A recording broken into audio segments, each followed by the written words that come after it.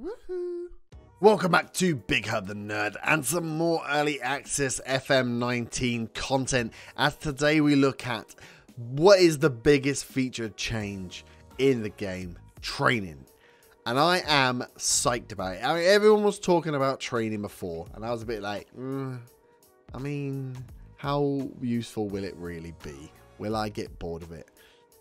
Seeing it, oh, it's a colourful, beautiful beast. I cannot wait to get into detail on this and really wait for those guys that really like getting into the detail. I'm talking to you, my lovely blogging friends, and tell me how to do it best, because there's so much you can do and so many ways of approaching it. Oh, it's mental. We will go through some of those now, but before we get into it any further, I will ask you, if you wouldn't mind, you enjoying the FM19 content so far, to smash that like button and subscribe to the channel. We have a lot more to come. Some more possibly scouting videos, having a look at that area, as well as some team reviews for that Bundesliga. Now they have the license. I think a lot of fun will be had in the Bundesliga. There's a lot of talent in that league, which I wasn't quite aware of until going through the sort of team reviews and spend some time with that league over the weekend. So yeah, a lot more of that to come. So make sure you are subscribed. But training, let's talk about it. So here we are. This is the overview screen. So as you can see here, one of the it looks quite scary. You've got your primary tactic being trained. You can see that at the top there. You've got your familiarity on it.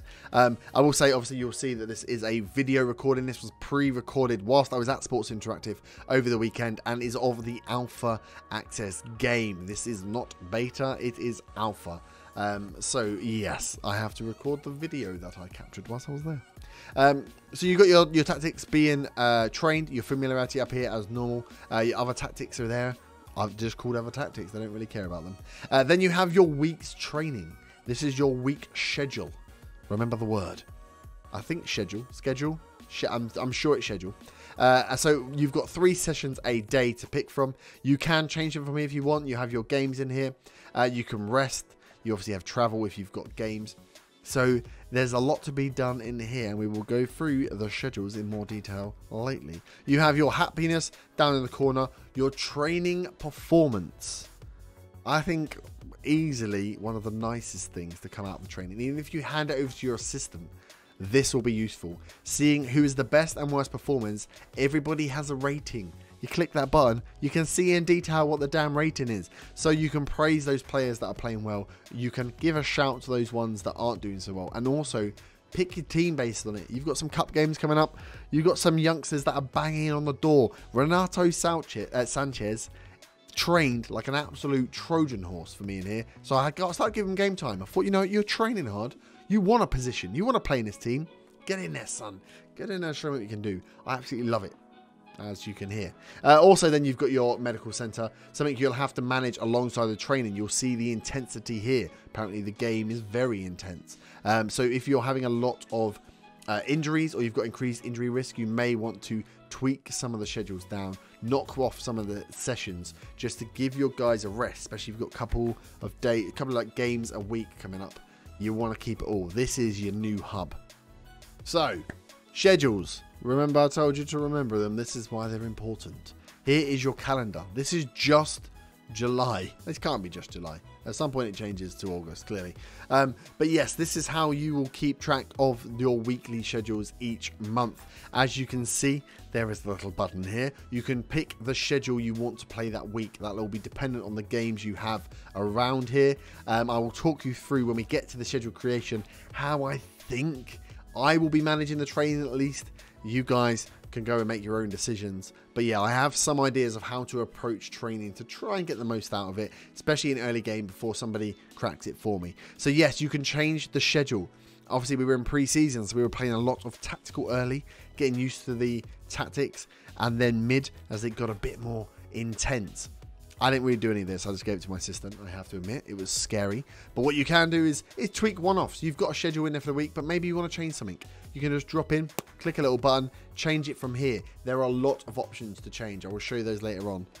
But the big thing will be getting these schedules right, picking them for the right things that you want to do and dropping them in. This is an idea of how many there are. They're bloody millions. So you have 4 categories down the side: pre-season, tactical style, scenario, and training style. Unfortunately, I didn't click on all these buttons when I was doing this recording. That was stupid. But there are just as many of these in here for each of those ones. So as I can see, I clicked on pre-season. You've got light training, normal, heavy, tactical, technical. That list goes down. And you have early, mid, and late. So more intense in the early pre-season, mid sort of wanes it down, and then towards them being match fitness, the late, it takes it all the way down. So it's less intense for them to play. Something you can just use yourself there. You can just use those pre-season schedules and have a tinker yourself. You don't have to change any of the actual boxes. It gives you an idea here of the impact, your injury risk, condition, fatigue, sharpness, cohesion, and happiness. As you say, training greatly reduces match sharpness, which is good. So you can pick from here how you want to manage that. You also have tactical styles. If you aren't playing Gegenpress, you can just train Gegenpress in the months. That is what you'll need to do if you're changing the style of a team. But yes, it gives you an idea of, okay, if I want to play Gegenpress, well then I start with that schedule as my template, and then I tweak it from there.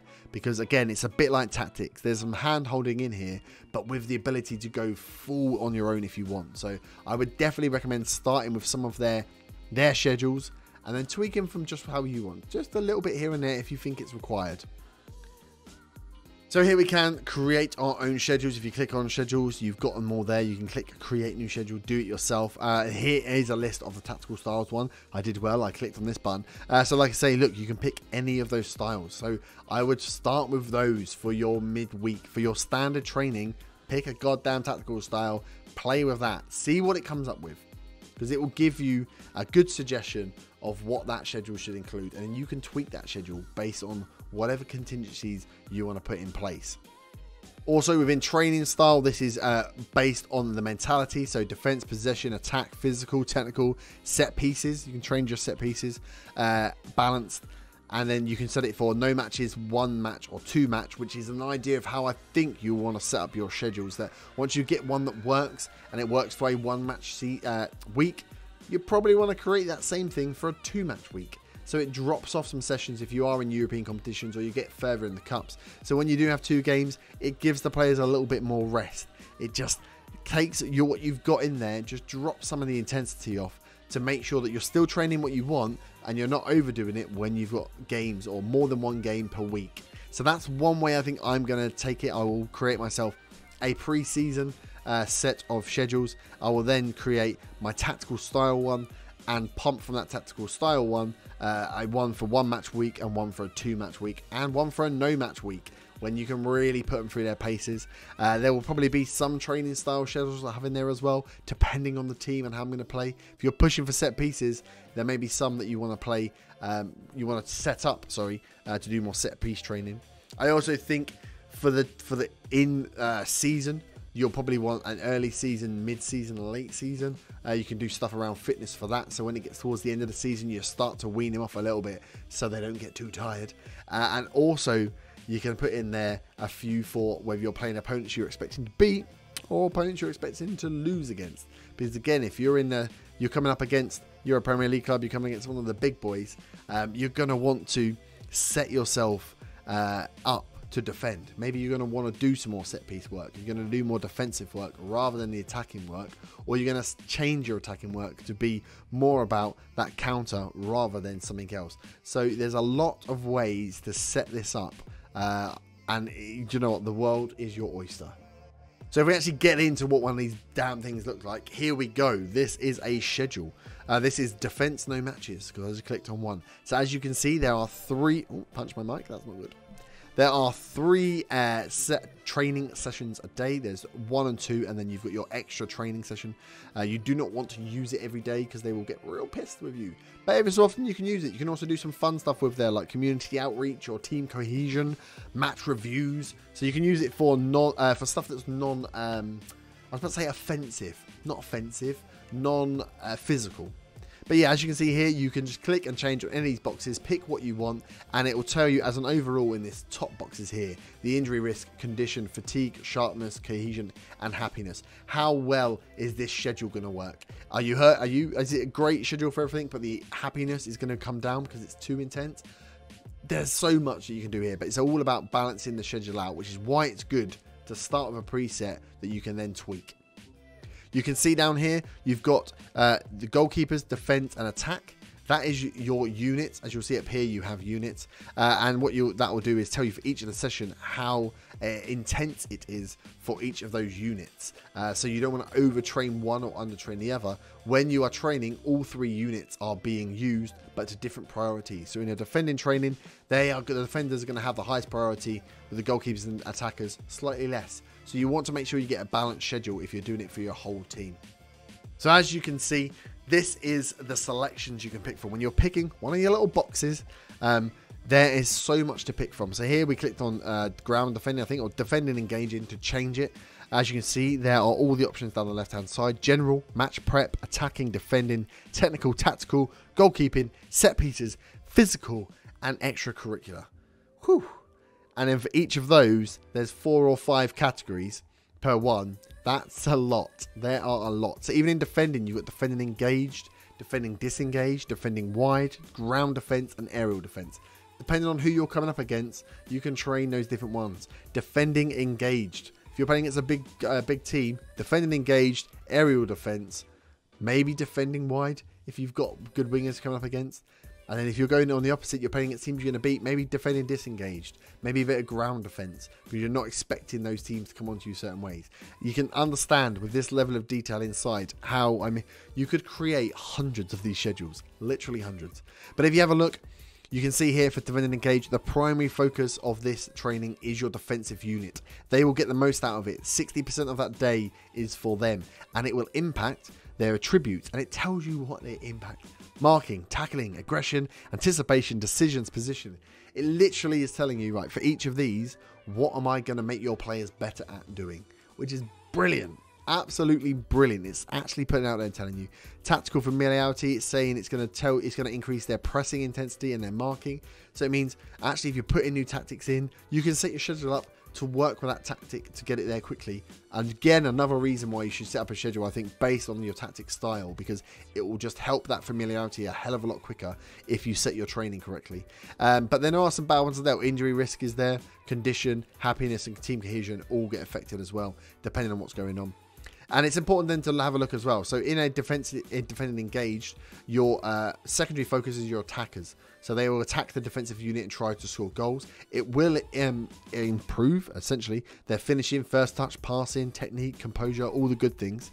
But just at a lower priority. So if you think about it, if they could gain 1 point a day, they'd only get 20% of that 1 point, because that's the priority that it goes towards them. But it does still train them, which is good. So they're always involved. All 3 units are still involved. Tertiary focus is your goalkeepers, again 20%, and it works on their communication, handling, reflexes, one-on-ones. So it works all of the good stuff, just at a lower priority than the other bits. So it's why you want to have a balanced schedule. At least across a 4-week period, you want to have a balanced schedule. And that's something we need to get used to. Is it 1 week you need to have balanced on? Is it every 2 weeks? Is it a 4-week period that they train over? And that's why it's going to work. And if you are training heavily your defenders on the first week, maybe, then you should be expecting to see better performances them in the training performance from your defenders than maybe your attackers. So lots of stuff to get involved here. You will spend like full hours doing this, I reckon. So we were talking about the units. These are your training units. So you can manually move people around here. Obviously, your goalkeepers are your goalkeepers. But between defensive and attacking units, you can move the players backwards and forwards. You can also set in here their individual training. So you'll see on some of them in their the individual boxes, the individual training sessions. Some of them will be working on their individual position. This is where you can also set it here. So you can set, say, we've got here Javi Martinez is a DM under his playing position. I could set that in as an anchor man or as a ball-winning midfielder, and he would be training that in certain sections. I could also decide that I need to be dragged up into the attacking unit, and I actually want to set him as an attacking midfielder. Putting him in this attacking unit will help that, because he will train with the attackers rather than with the defenders. So it will boost his attributes for those attacking stats for which I'm retraining him. So it's good when you want to get players in and get them training in certain positions, you put them in the appropriate unit that they will end up in. You can also add and remove reserve or youth team players from the first team training. So essentially, if you've got that youngster that you want to start blending into the first team, get him used to the dynamics, you drop him with the training first, get him training with the first team, and then look to slowly transition him into the first team games. This is the way you do it. You should be doing it in training first, then dropping him into the team. If you do it that way, he'll have the cohesion with the team already, and should get the dynamics correct and the social groups correct to be able to step up and do a good job in the first team. The one last thing to cover is mentoring or tutoring. The tutoring has changed.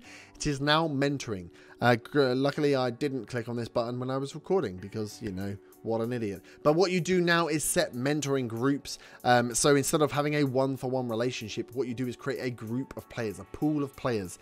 You can put as many as many experienced players in there as you want, along with the youth players, and you can create them for whatever purposes you want. There's no limit on the size of group you can have. You can have a huge group, you can have lots of small groups based on maybe positions or styles of professionalism and the personalities of the players you've got in there. But there's also no age limit. So if you put more experienced players in there, there's a higher chance that they'll have an impact, which is good, and you can see that impact when you select the mentoring group. But there's also no age limit. So if you've got an 18-year-old captain who's had 100 caps for the first team and has the professionalism as his personality, he can impart that and have an impact on other 18-year-olds, 17-year-olds in the squad. Not just because of his being young does it mean he doesn't have an impact. It also is based on first team appearances and like club stature. So they've changed it. They've changed it a lot, the mentoring. They've also, I think, slowed it down. So it's more of a checkpoint that there will be certain points within the season at which the mentoring is checked, and depending on the group, on how effective the influential players are, will depend on how much the stats change for the people within those groups. So again, something to play with, a small change, but I think a change for the good. It'd be nice to set up mentoring groups, help with things like bringing players into social groups, not just sharing personalities, but bringing them in via mentoring into the core teams. Also, if you're bringing youth players up, getting them in, doing the right social group before into the right training unit before you then think about transitioning him into the first team. It's something that I will definitely be doing in my West Ham United beta save as I look to do a kind of youth academy challenge. So we will be in the training and the mentoring a lot. But we will leave that there for training. That covers most of the big additions. There's obviously the coaches and bits to go through, the rest schedules. But we'll leave that for you to find out when you get the game. Plus, I forgot to record all parts of the training schedule whilst I was there. I'm sorry, I was excited. I just wanted to play the game. But that is it for training. If you have enjoyed, smash that like button. Please do subscribe if you are new for some more early access footage of FM19. We will bring maybe some scouting coming up. Have a look at the new scouting features. There's a lot of small changes as well. I'll bring some of those in a small little video, a little short. My 5 favourite small things that have changed, as well as some team guides for some Bundesliga teams, as they have the license now for 2019. The Bundesliga is going to be a fun place to manage. So yeah, I've done a short little look at where the player ratings are for these teams and the top teams to be within the Bundesliga. So look out for those for the rest of the week. Before on beta release, we will have the West Ham series starting. So subscribe now to get in from the beginning. But we'll leave that there. Hope you have enjoyed. Have a lovely evening. Bye-bye.